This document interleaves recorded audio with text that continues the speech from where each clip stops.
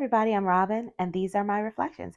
And today I'm here to do a decisions video where I reflect on two decks that I have in my collection that I feel that people might be having a hard time choosing between.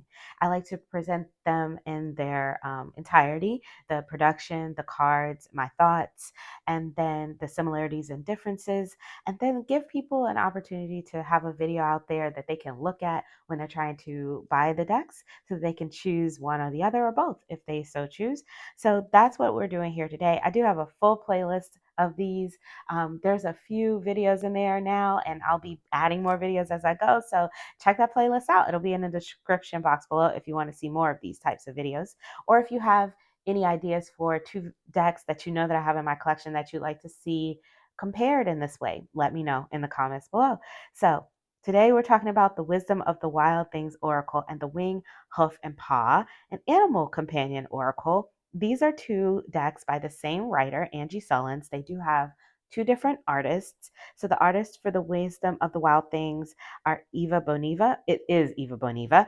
And the artist for Wing, Hoof, and Paw is Stephanie Roberts. And so they do have different artists, so they do have a different look to them.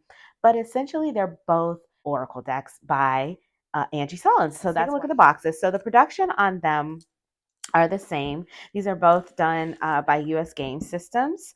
And if you have any of her other decks, Angie Sullins, they're all done this way except for one. I think I have one that's not done this way, but they all come in the same style box. They all come with the organza pouch, you know, the same look of the cards. I'll show you in the inside when we open them up. So you can take a look at the backs of both of these if you want to read them for yourself. Then let's take a look. Let's get inside of these so that you can make your decision. All right. So the books, they both come with an organza pouch. The Wisdom of the Wild Thing has this slate gray look, the slate gray accent color, I guess is what it's called. And so the the pouch comes in that. The ribbon is the same color.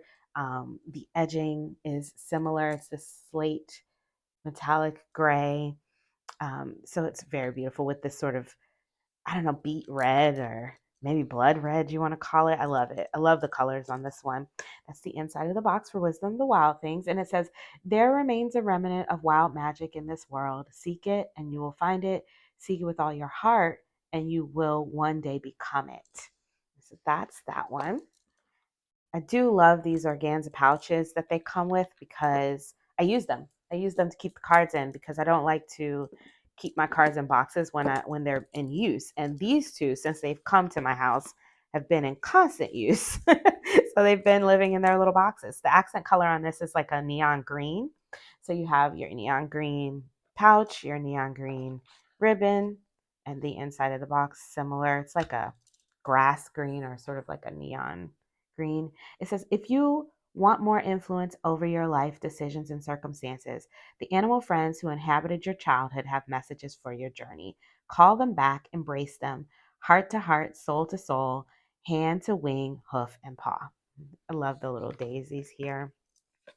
He's got his little rabbit, his little velveteen rabbit there. Like, it's so cute, so sweet.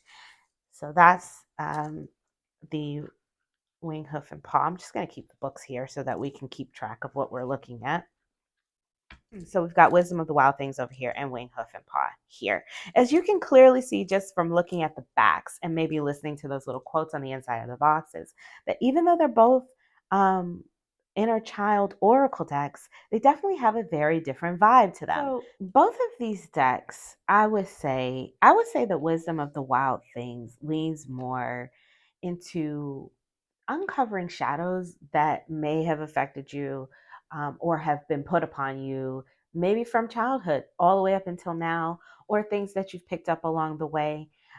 But it's presented in a way that all of these little things that may be causing you issues as you grow or as you try to grow and change are presented as like little creatures in a forest that you come upon as you work your way through this forest. It's a very childlike presentation. This one is more find your joy again, find your light again, find your abandon again.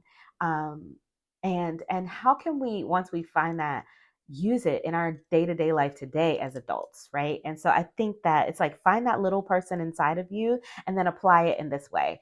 Find this little thing and apply it that way. This little thing you had when you were a kid and apply it, And so that's kind of what this deck is doing. This one is, find that little thing that you hid away as a child, maybe, or that it was bothering you up until now, or that you had as a child, but you hid it away because you were worried that someone wouldn't like it, and uncover it and see what we can do to sort of dust off those shadows and find a way to integrate them into our lives so that we don't have to spend so much energy hiding those things. Right? Normally, her decks are very strong woman, feminine, strong woman, and these they feel more youthful. And they definitely tap into a past sort of experience that then comes to the forefront.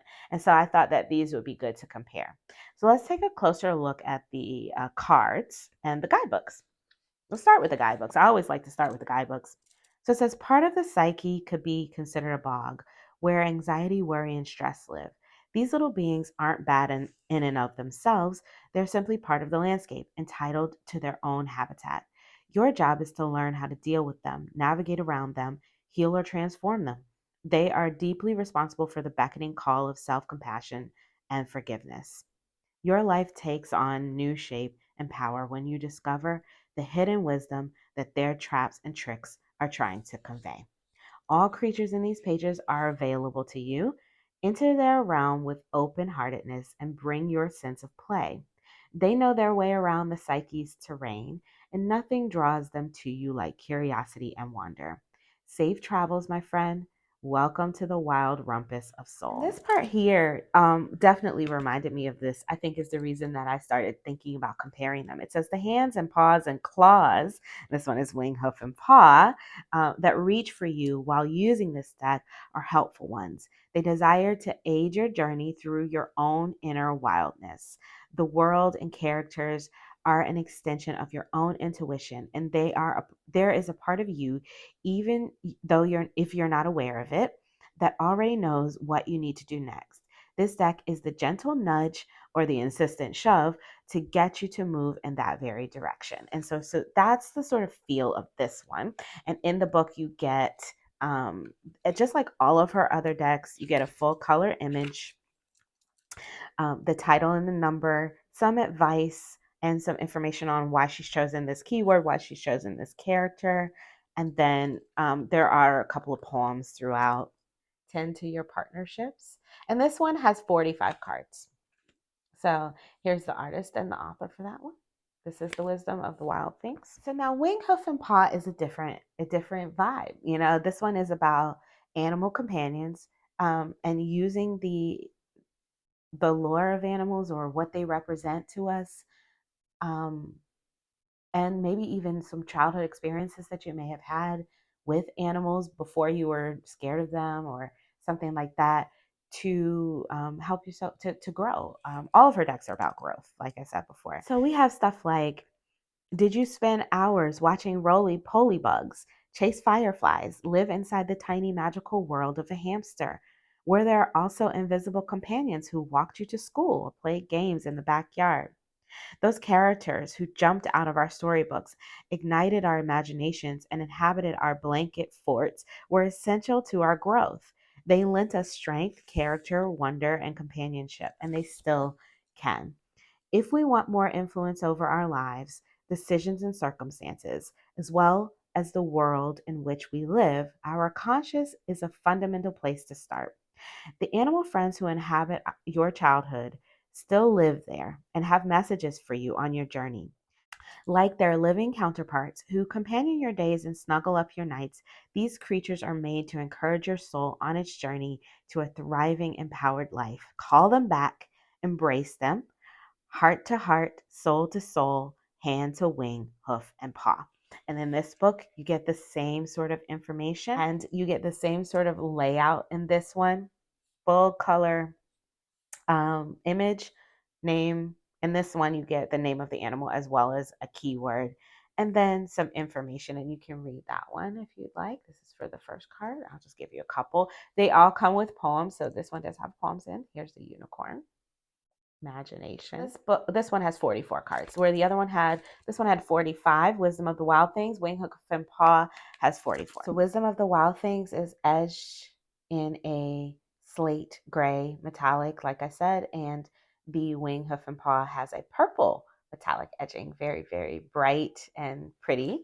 So for the Wisdom of the Wild Things, you just get the number and the keyword. But with the Wing, Hoof, and Paw, you get not only the number and keyword, but you also get the name of the animal, which I really appreciate, because sometimes I don't know what certain animals are or the true names. Like I would just say this is a deer, but she says, no, this is a particular type of, this is a springbok. And she lets you know. So you don't have to guess. And then it says in the guidebook, when you get into the guidebook, it talks a little bit about in the Wing, Hoof, and Paw, a little bit about the animal, and either gives an experience or a childhood memory that people might have, like a collective memory sort of thing. And then it talks about like what, or it might talk about the animal itself and what it's good at or what it's known for and why she's picked it for this keyword and what she thinks you can do with it, with its energy in your life. With the Wisdom of the Wild Things, some of the keywords or key phrases on this deck can be a little bit, I don't want to say odd, but yeah, odd. They can feel a little bit, they're not as straightforward. Let's put it like that. So over here, we've got Wing, Hoof, and Paw. We've got pace over race, trust, stuff like devotion. But in Wing, Hoof, and Paw, every now and then you get something a little bit different. It's not going to be as straightforward. So get untangled. Bring on the haggitude. That this one is receptivity. Like that is a clear word. It's just a word you can, the meaning, what the card is talking about. And this one, bring on the haggitude, you might have to think a little bit or get in the guidebook if you're not sure what haggitude is or what she means by that, or you can take your own meaning from it. And I find that with the Wisdom of the Wild Things, sometimes there are I find layers in the Wisdom of the Wild Things. I think that there's layers in the images. Sometimes I can take a meaning from just what I see. Maybe I might want to take the keyword. And sometimes I'll take what's in the book. This one is retract. And I think the one, I can't remember for sure, but there are a couple of these cards where I wouldn't have, whichever she put in the book wouldn't have been what I would have said I thought the card meant. So then that means that I can take it either way, right? And I like that about the Wisdom of the Wild Things. This is so cute. The artwork on this is sweet. The Wing, Hoof, and Paw, it's sweet. It's soft. Goes with all my sweet, soft decks. I really love looking at it. The colors are exactly what I'm looking for right now. So I love this one. And the keywords are very straightforward. So it's easy to use right out of the box. No thinking. You don't even really need to read the guidebook. But I mean, it's an Angie Solon's guidebook. So you're only doing yourself a disjustice if you don't, a disservice if you don't, right? She's got good gems in there. She always does. So, in my opinion, anyway. So yeah, this one is just, it's cute, it's sweet. This one, it has its own kind of sweetness. I would not call it cute. The creatures can be they're a little strange, a little odd, a little bit odd, and I like odd. So I enjoy the images on this deck. But this one is very much straightforward little animals like you would find in any kind of storybook. Nothing odd here. So if you're looking for something a little bit more odd and strange, I would go with the Wisdom of the Wild Things. If you're looking for something more straightforward, Wisdom, a Wing, Hoof, and Paw. Animal energy definitely is stronger in the Wing, Hoof, and Paw because it's based in animal energy. But there is a little bit of, I don't know, I wouldn't say animal, but definitely creature energy in the Wisdom of the Wild Things. So, that's there. The colors are gorgeous in both. If you're looking to match decks, like you like to match them with other oracles and with other tarot decks, I did find Wing, Hoof, and Paw to be a lot easier to match up with stuff. Wisdom of the Wild Things did give me a little trouble, although I did find a couple of really good matches for it. And One of them is the Sephiroth Tarot from Hay House. I'm probably going to be showing that matchup in another video coming soon. So it's going to be my wrap up to my Marseille for May. So stay tuned for that if you want to see those decks together. But I did find them to match very well. But Wing Hoof and Paw goes with a lot of stuff. I didn't have any problems finding matches for it. So if you're looking to work with your decks in that way, maybe go with Wing Hoof and Paw. If you, but then here, look, you can see that these have similar coloring, right? I was going to say one is a little darker in color than the other, but this one varies, right? And this one definitely stays very light in color, the Wing Hoof and Paw, but this one varies. So there's that. The artwork is very different. So if you prefer one over the other, that's an easy choice, right? Yeah, so those are the differences, the main differences that I found. As far as similarities, like I said, I think that they both work I think that they work very well for inner child practices. And I used them this past month, inner child practices. And I think that they were fabulous. I like to use this one for shadow and this one for a light. And using them in conjunction with each other was wonderful. Or maybe I want to pull this once a week and this, the subsequent days.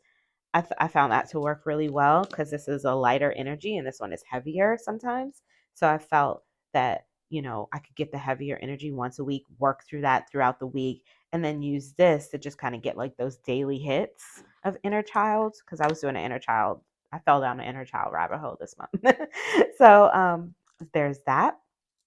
The other difference is that the Wing, Hoof, and Paw only has 44 cards, where the Wing, Hoof, and Paw has 44 cards. The Wisdom of the Wild Things has 45. So there's one extra card there if that matters to you. It didn't matter to me. But for some people that's a thing. You want more cards. So all right, here are the backs again.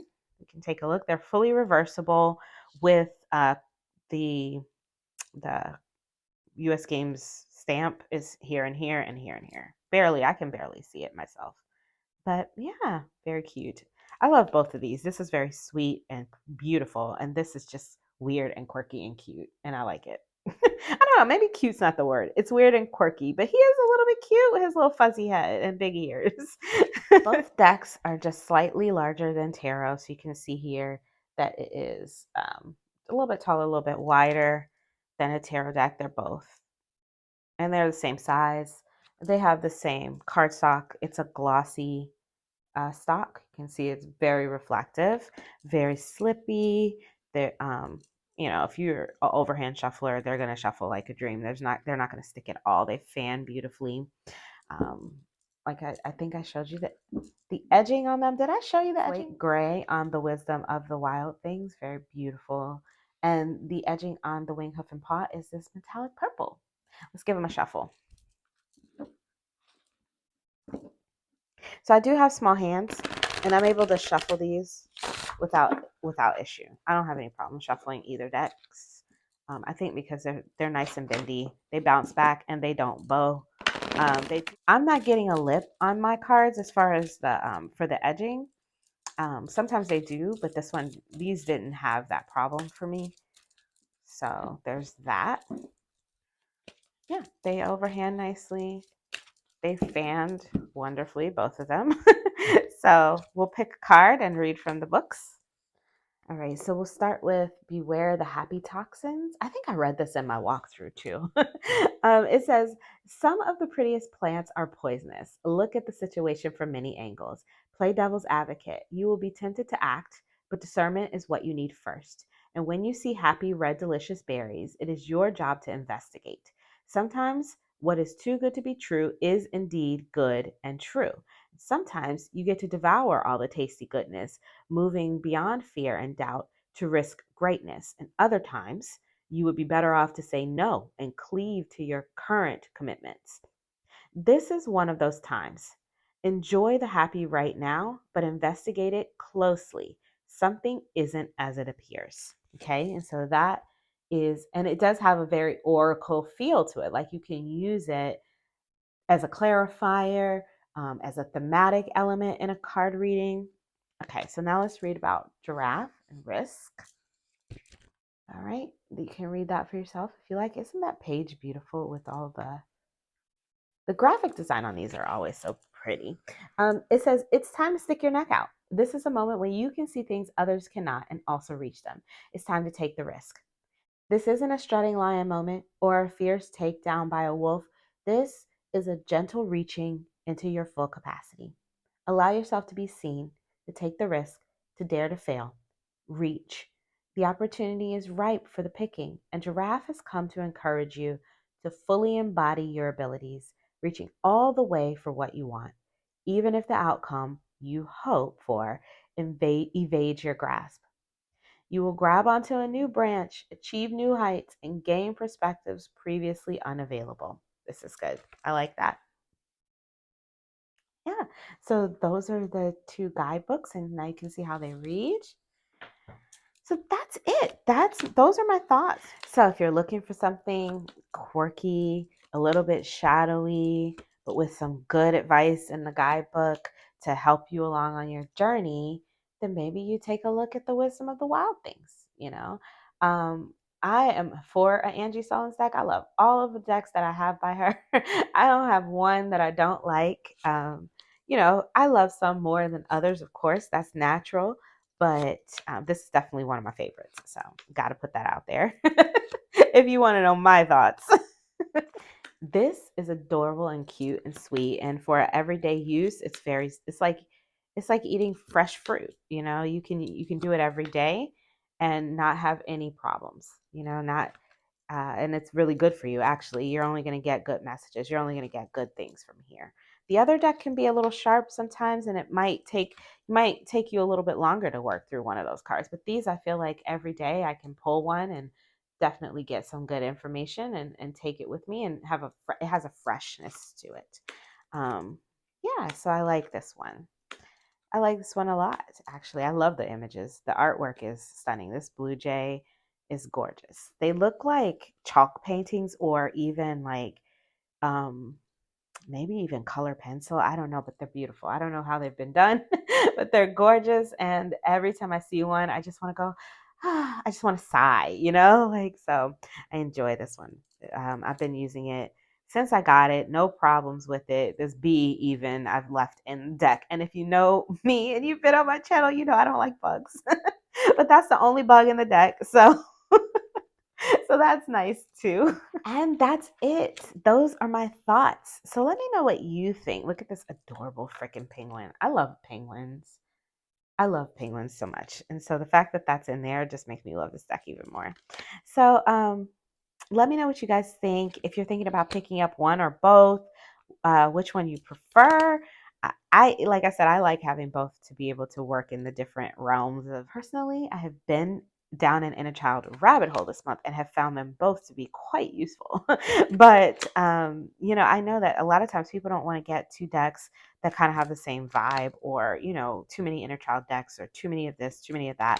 So I thought that I would present them here so people could try to make a decision for themselves. So let me know if you're out there making a decision, what decision you made. I hope this was helpful. If you like this video, please give it a thumbs up. If you want to see more from me, you can subscribe. I release videos every few days regarding tarot and oracle. Thank you to all of my new subscribers out there. I've got quite a few new ones, and I am happy to have you guys. Can't wait to chat with you all in the comments. There will be links in the description box below where you can pick up both of these decks. I'll also pop in the cards up here the walkthrough for this one if I haven't already done that. And until I see you guys next time, stay safe and be blessed. Bye.